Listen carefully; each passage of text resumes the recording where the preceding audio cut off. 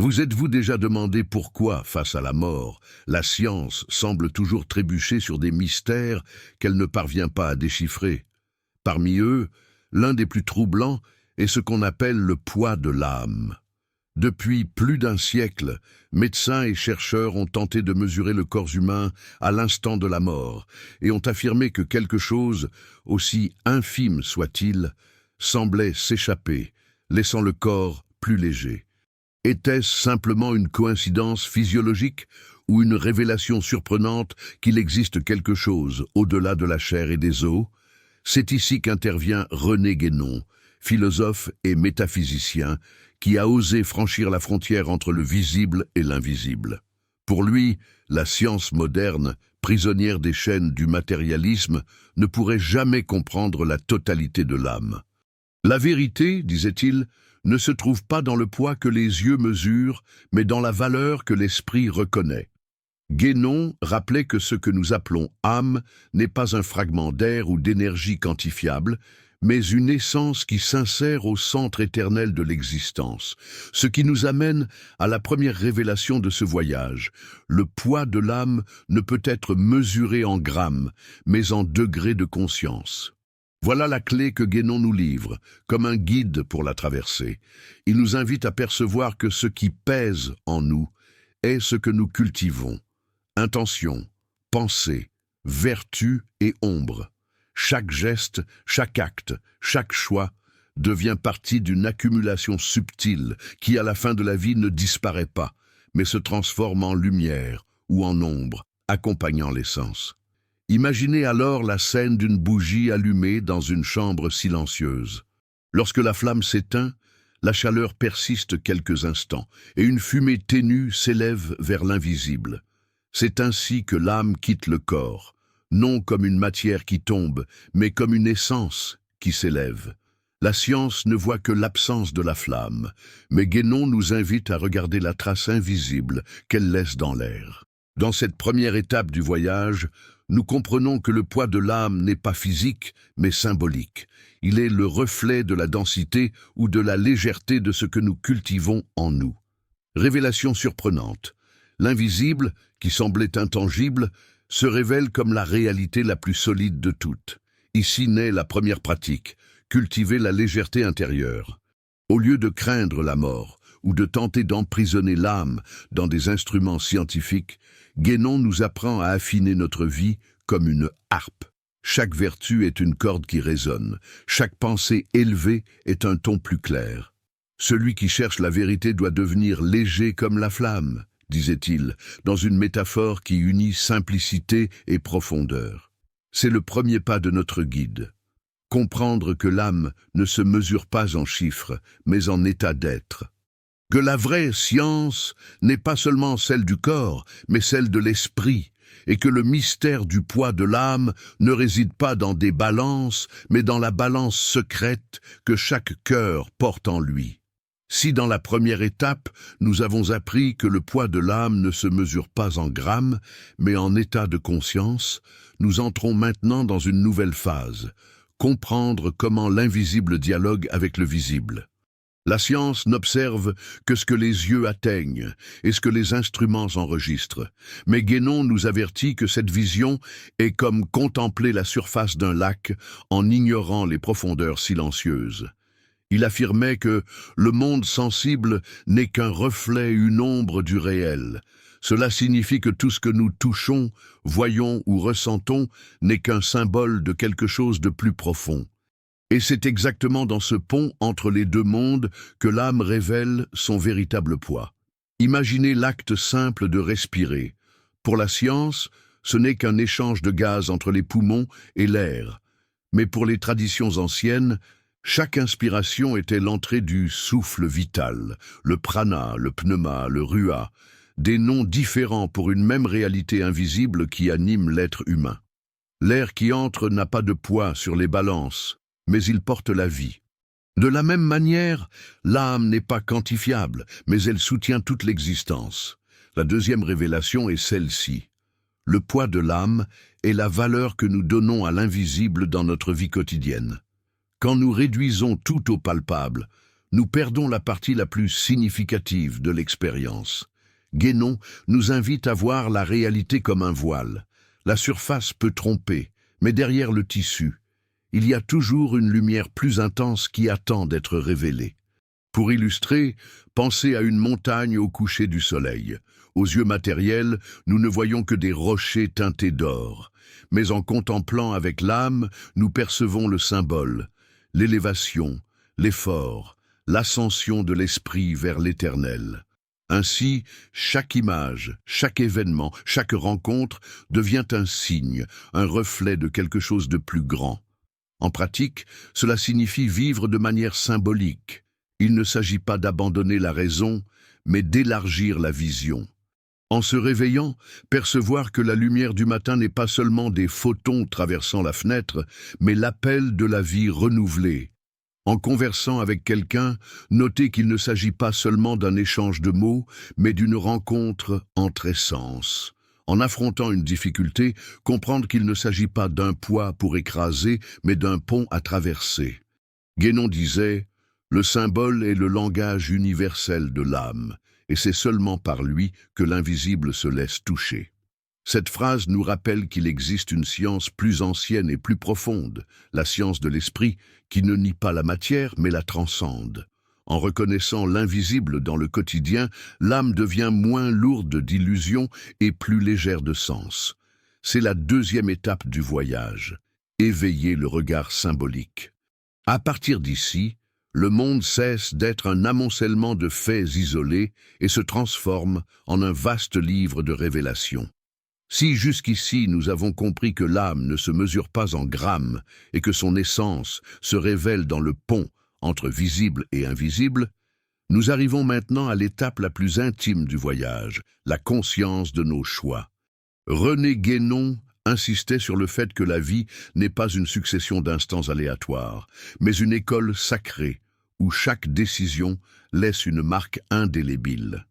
Il disait « Rien ne se perd, tout se grave au centre de l'être ». Cette phrase, si simple, porte une révélation surprenante.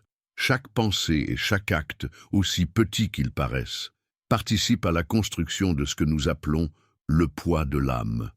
Si le premier chapitre nous a montré la flamme qui s'élève, et le second, le reflet symbolique du monde, ici nous entrons dans la forge où le destin est façonné. Pensez à une graine jetée en terre. Petite, presque invisible, elle contient en elle la promesse d'un arbre entier.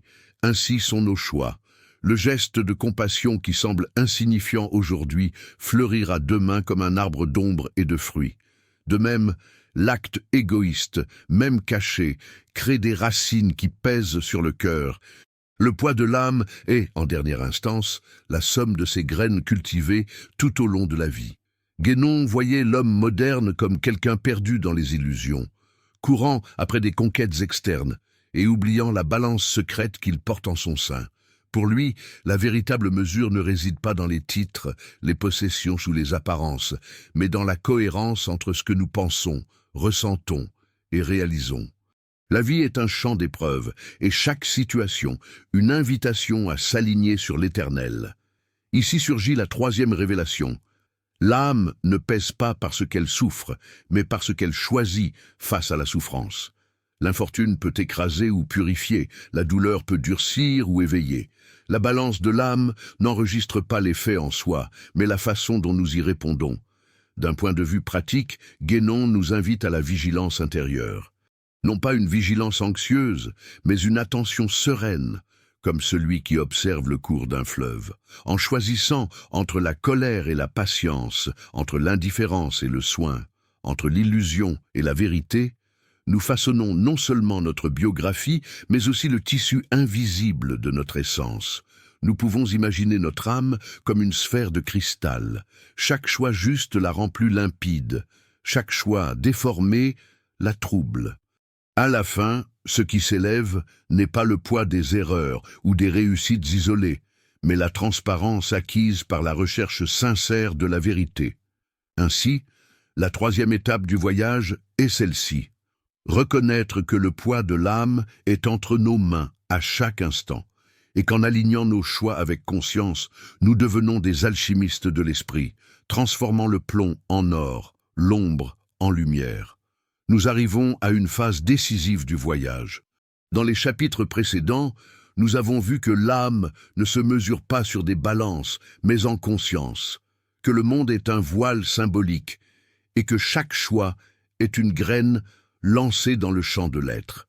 Maintenant, René Guénon nous invite à contempler quelque chose de plus surprenant encore, le mystère de la légèreté.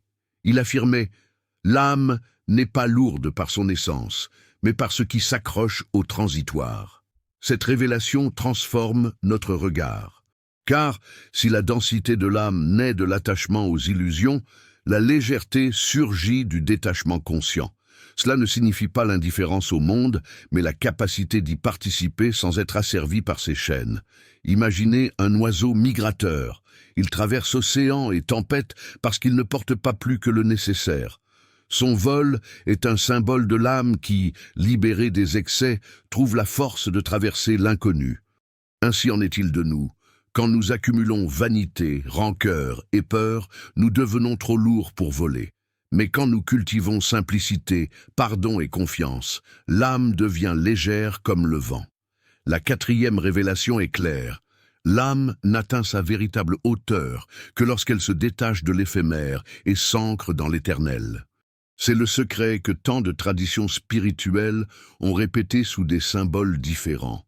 Le moine qui abandonne l'or, le sage qui fait taire les mots, le pèlerin qui ne marche qu'avec son bâton.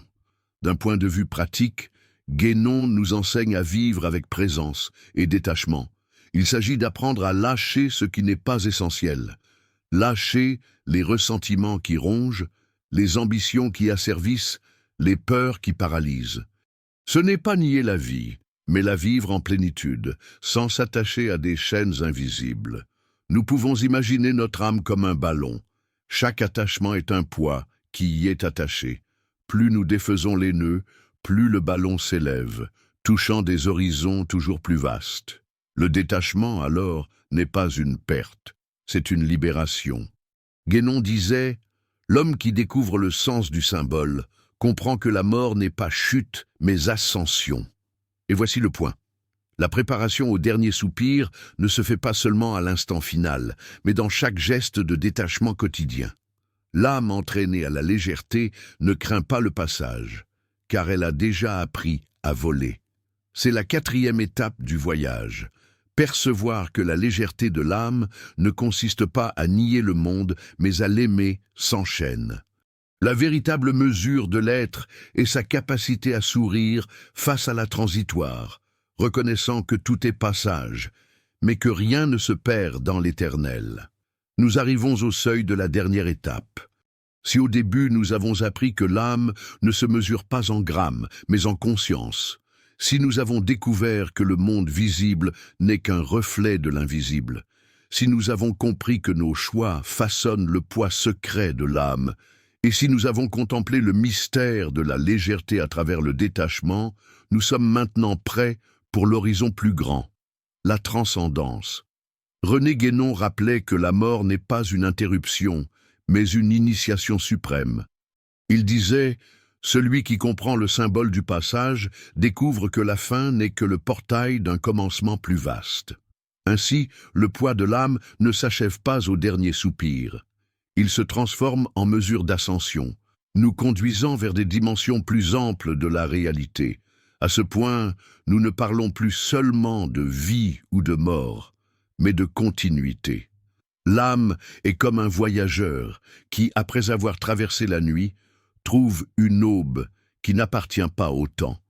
La légèreté acquise dans les étapes précédentes devient des ailes, et les vertus cultivées, comme des étoiles, éclairent le chemin.